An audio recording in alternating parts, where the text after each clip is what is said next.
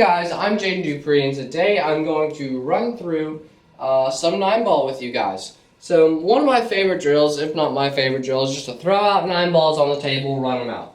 Just forget about the break, run it out. Not saying the break isn't important, it's arguably the most important shot of the whole entire game.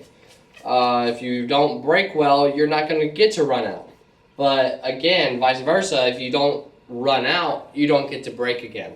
So if you don't run out, you don't win. You can break and not win, but if you run out, there's no way you don't win. So today we're focused on 9-ball runouts.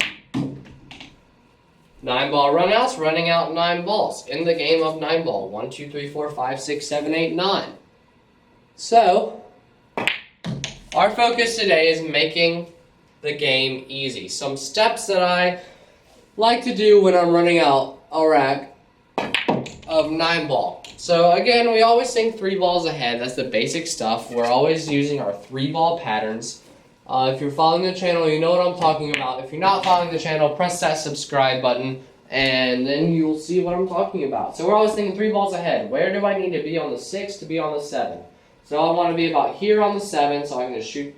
I'll be just fine if I'm here on the 7. So I need to be pretty straight in on the 6. If not, just a little bit off angle. So if I'm dead straight in on the 6 like I am now, good on the 7. Same thing with the 8. If I'm above the 8, like so, just swing off that rail, come up for the 9.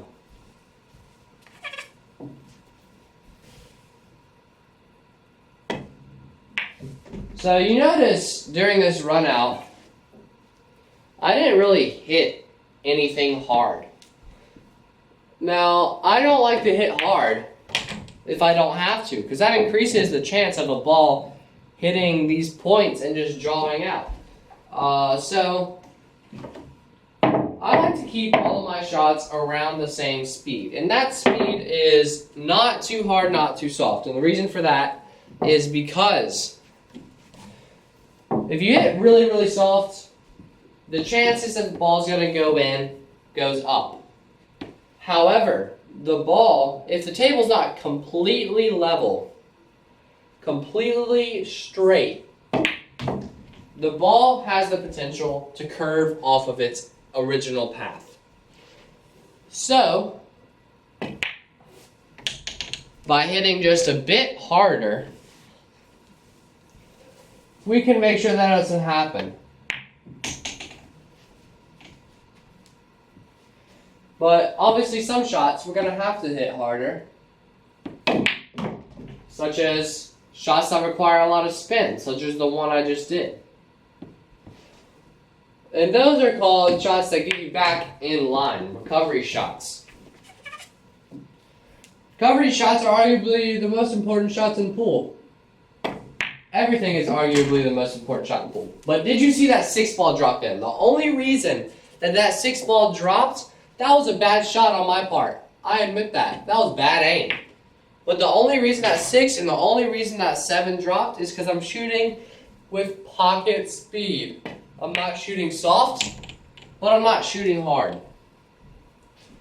That 7 was a bit on the soft side. But you see, everything was about the same speed other than that 4 that I had to power in. I didn't hit that too hard. That 4 that I had to shoot a bit harder to make sure that I got back 2 rails up for the 5. So, couple runouts done. Run through one more. So we're always trying to be natural with it. See? Same speed. Really, really consistent.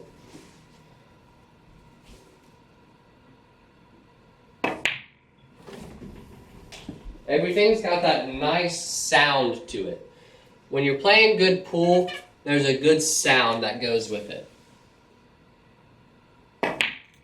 Oh, that's my light flickering. I don't know why it's doing that. I need to get new bulbs for it.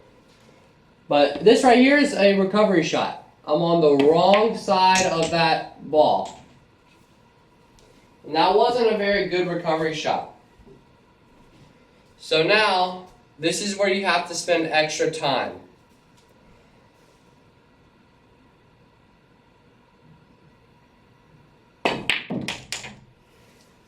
And stepped on something that got stuck to me. Again, not the greatest. So more extra time.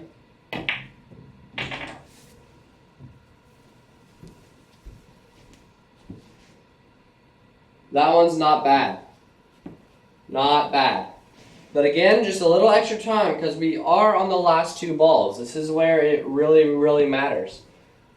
And we do have to play a good shot here. We have a little bit too much angle. There we go. 9 ball. Still taking extra time. This is a long shot. There we have it. So, you see when we have to recover, we have to take longer. That's just what you have to do. You have to give yourself more time to think about what you want to do with the cue ball, how you're going to make the object ball. You want to think through things much more than when you would with the easier shot. And good pool, a lot of people overthink themselves. You overthink themselves. Everyone's guilty of it at some point. What you have to do is just trust your ability. That ability was not too good right there. But however, I'm not going to overthink myself on this shot. I'm just going to take a little bit of extra breather time. And there it is. And this shot is going to be hard. I can guarantee you guys this. And this is a good time to bring up this. Mindset when you miss. One of the most important things pretty much ever. See? I missed. But the thing is, you can't go back to your chair and having an awful mindset about it. And it's going to sound really cliche, but everybody misses. So who really cares? Yeah, if it's a 9 ball and it's the US Open, yeah, I care. But if I'm just in a little weekly tournament, or if I'm really trying to stay focused, even if I'm in a big tournament, your mindset when you miss really, really matters. You never see the top pros, well, occasionally, with the exception of maybe Earl Strickland, you never see the top pros go crazy when they miss. Because they know that if you go crazy, you're showing that sign of weakness, and your mind is kind of crumbling when you miss. You don't want that to happen. Because then that affects the shots that you're really supposed to make. If you miss a hard shot, if you came close, you did your job. It's okay to get a little upset with yourself. Never, ever, ever slam the cue. Do something like that. I'm guilty of doing all of that. But it's only hurt me. It's never helped me. Yeah, it's helped me release an anger. You always want to slam the cue down. But what if you shatter your cue and you can't play the tournament?